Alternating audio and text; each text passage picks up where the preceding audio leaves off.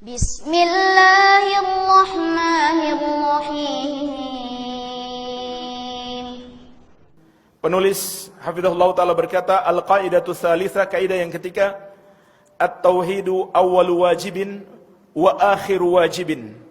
Tauhid itu adalah kewajiban yang pertama dan kewajiban yang terakhir. Kata Syekh, wa makna dzalika anna awwala ma yadkhulu bihi al-'abdu fi dinillahi azza wa jalla innama huwa an-nutqu bitauhid. Makna kaidah ini, dan kaidah ini beliau petik dari banyak kitab-kitab, di antaranya kitab tauhid yang disusun oleh Syekh Muhammad At-Tamimi rahimahullah, dan juga dari banyak buku-buku yang lain. Kata beliau, maknanya adalah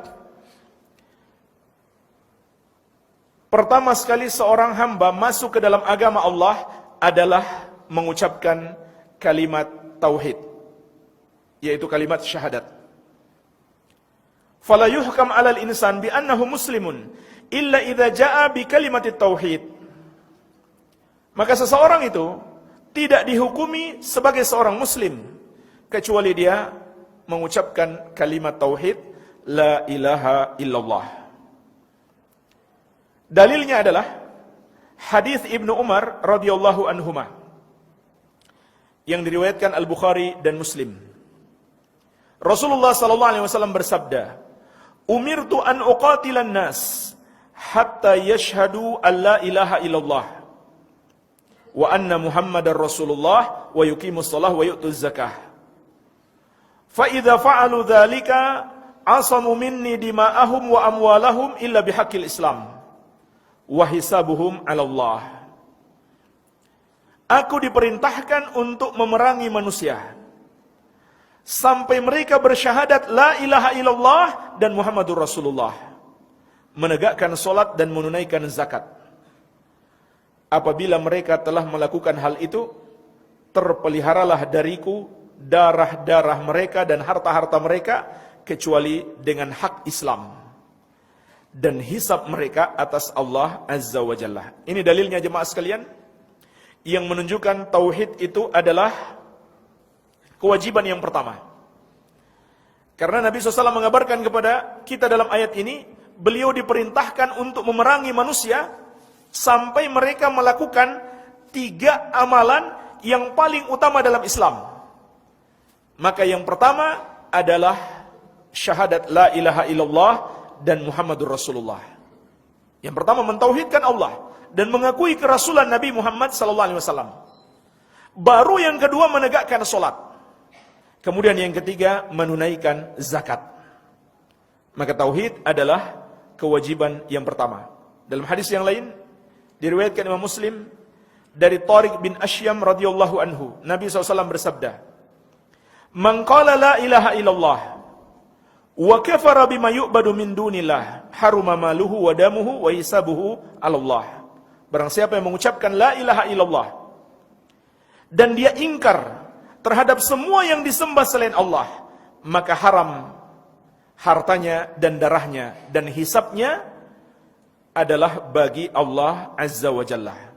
Jadi 2 hadis ini ada kemiripan, dan beliau juga menyebutkan ini disepakati oleh ulama ahlu sunnah.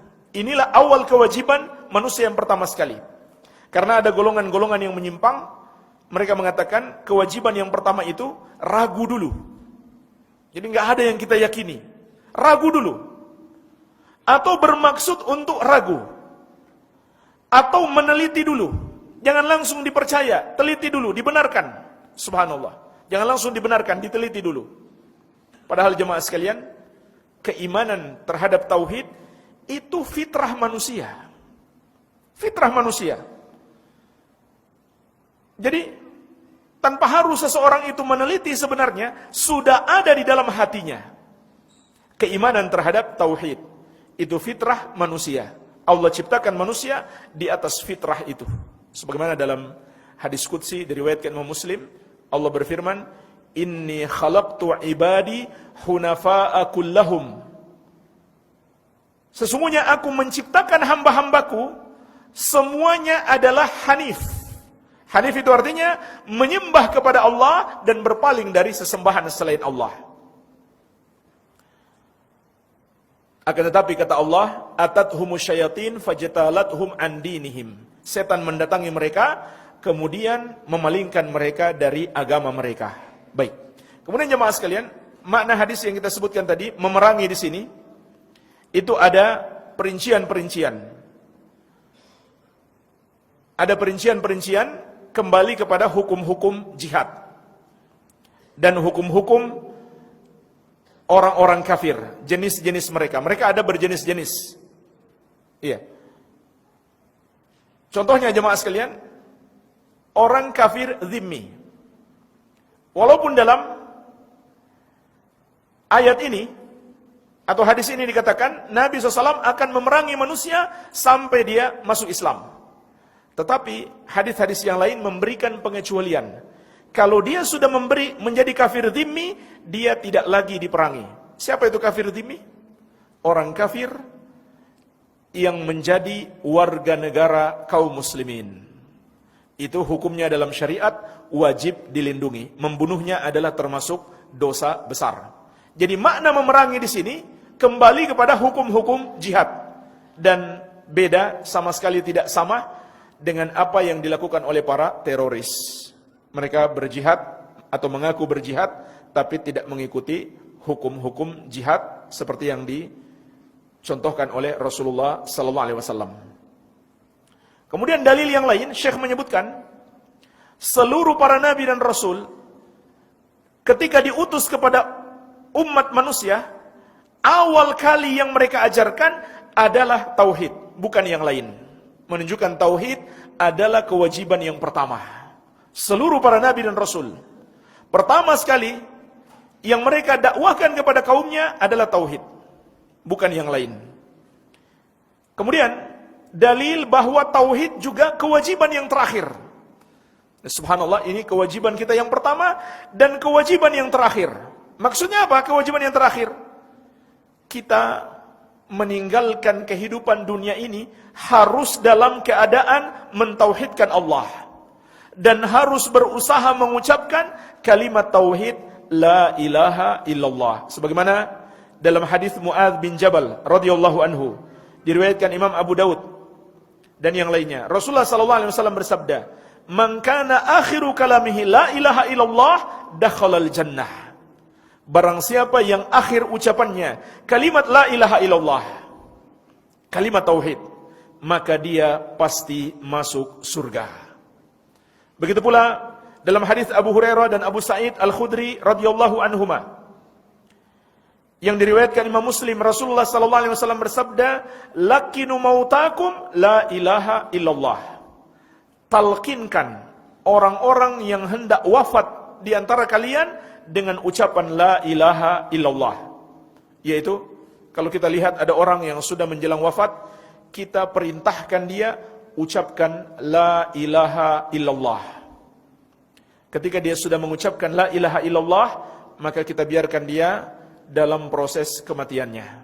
Tapi kalau dia ngomong lagi yang lain, kita perintahkan lagi ucapkan la ilaha illallah, agar akhir ucapannya kalimat la ilaha illallah. Juga dalam hadis riwayat Muslim dari Utsman radhiyallahu anhu, Nabi SAW bersabda, "Man mata wa huwa ya'lamu annahu la ilaha illallah dakhalal jannah." Barang siapa yang mati dalam keadaan dia mengetahui la ilaha illallah, tidak ada yang berhak disembah kecuali Allah, dia pasti masuk surga.